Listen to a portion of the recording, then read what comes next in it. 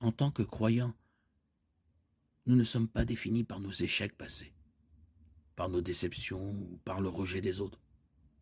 Nous sommes définis comme des enfants de Dieu, nés de nouveau, à une vie nouvelle, dotés de toutes les bénédictions spirituelles et acceptés en Jésus-Christ.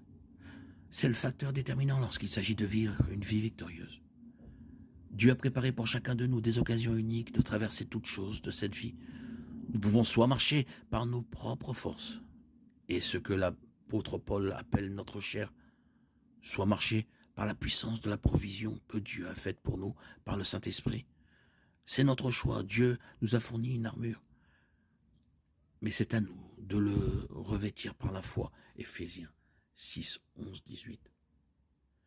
Revêtez-vous donc de toutes les armes de Dieu afin de pouvoir tenir ferme contre les ruses du diable.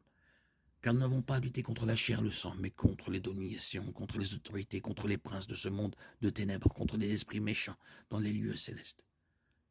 C'est pourquoi prenez toutes les armes de Dieu afin de pouvoir résister dans le mauvais jour et tenir ferme après avoir tout surmonté.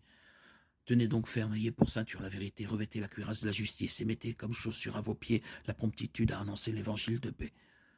Prenez en toute chose le bouclier de la foi avec lequel vous pouvez éteindre tous les traits enflammés du malin.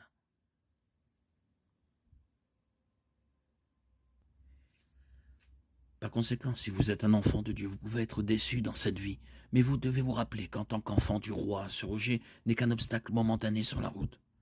Vous avez le choix de laisser cet obstacle vous faire dérailler et de marcher blessé ou de choisir de revendiquer l'héritage d'un enfant de Dieu et d'avancer dans la grâce.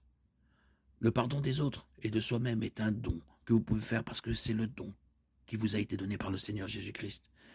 Comme il est écrit dans Éphésiens 4, 32, soyez bons les uns envers les autres, compatissants, vous pardonnant réciproquement comme Dieu vous a pardonné en Christ.